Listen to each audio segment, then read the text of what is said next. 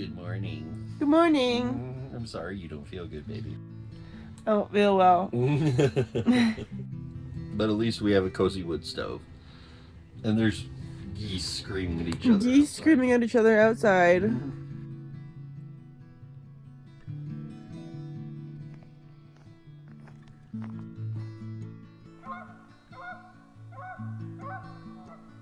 Not happy at all. Nope.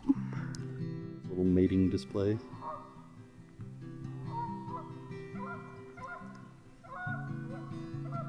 Yeah, look at him show off. So the geese are near the beaver house. We have not seen Mr. Beaver this morning.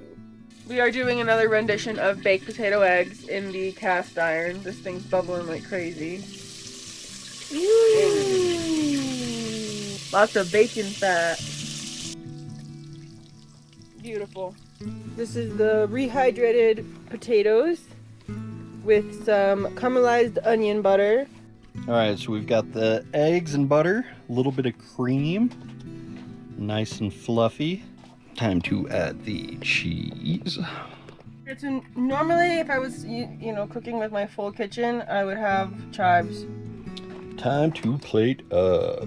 Now the reason we do this meal every single video is because it's so damn good. Do you think this is relaxing, babe? It is incredibly relaxing. I mean, we've got a lake and frogs, and I'm painting a picture of ducks. How could that not be relaxing?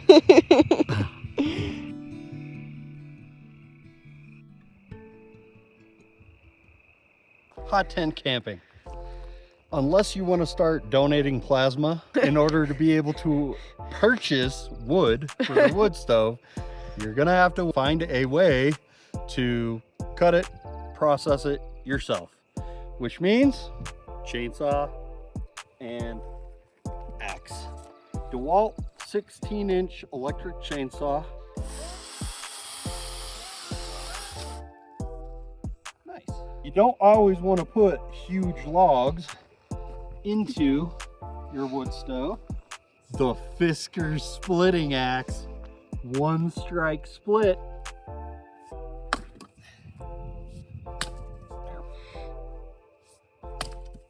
Overnight, you are going to want to put bigger logs.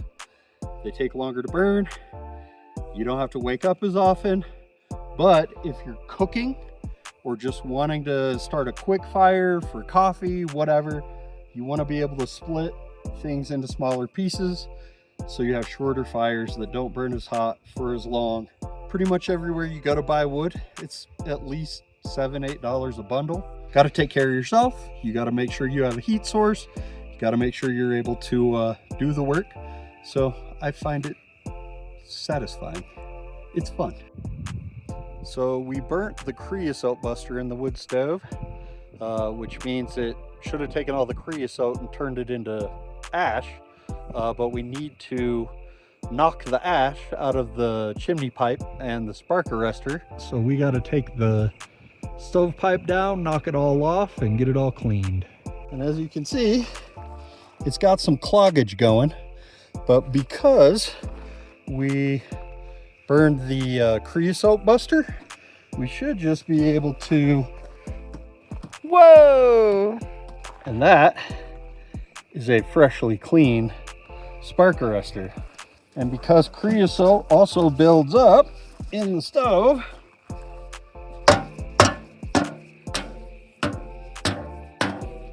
that's great.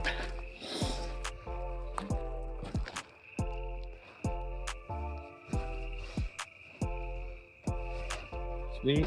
So that is stovepipe maintenance.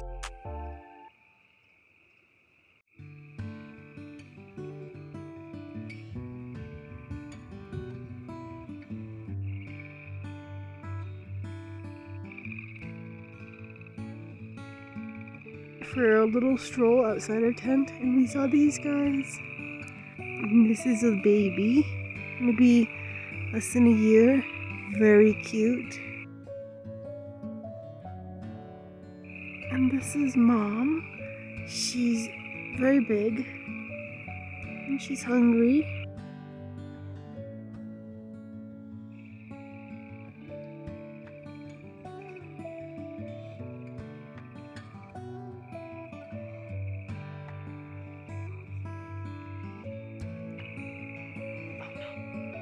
Don't fall.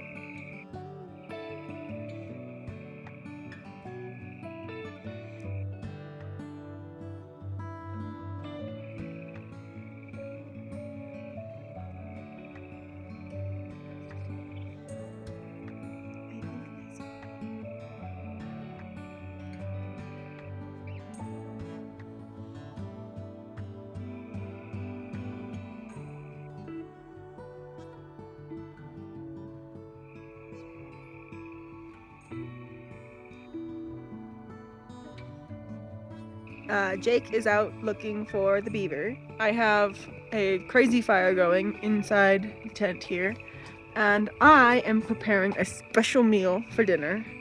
I'm calling it elk lasagna. That's not what it is. It's like a ragu.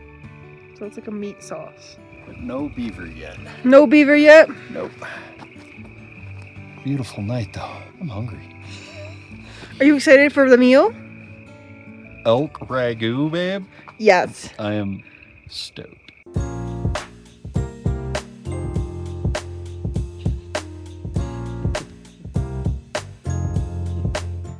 We are beginning the process of Audrey's concoction. So we've got some beautiful Italian sausage in the pan. Okay, so I am browning the Italian sausage and the ground elk together. Elk tends to be kind of lean, and then the Italian sausage will generate enough fat, so we won't have to add too much oil or anything.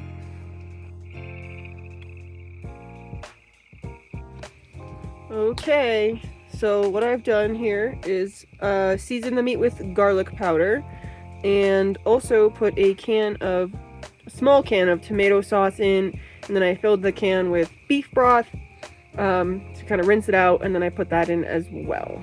So just across the pond from us, there was a mama moose and what looked like a yearling moose. Been a pretty cool evening with the wildlife encounters. Hi.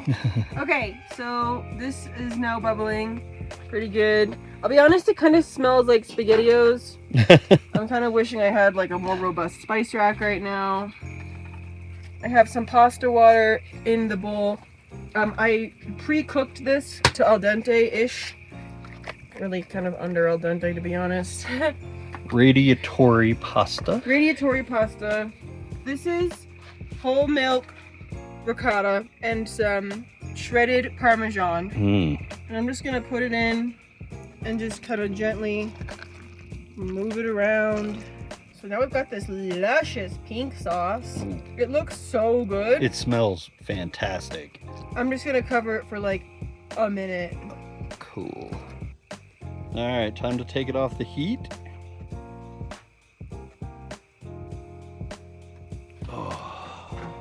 Oh my god.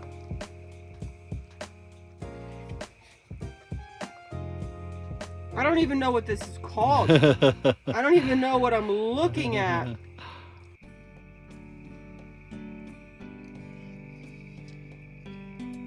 That's very good. The ricotta makes it. Mm-hmm. The ricotta in that sauce with the beef broth, very smooth, very silky. The pasta's perfectly cooked. It is so silky.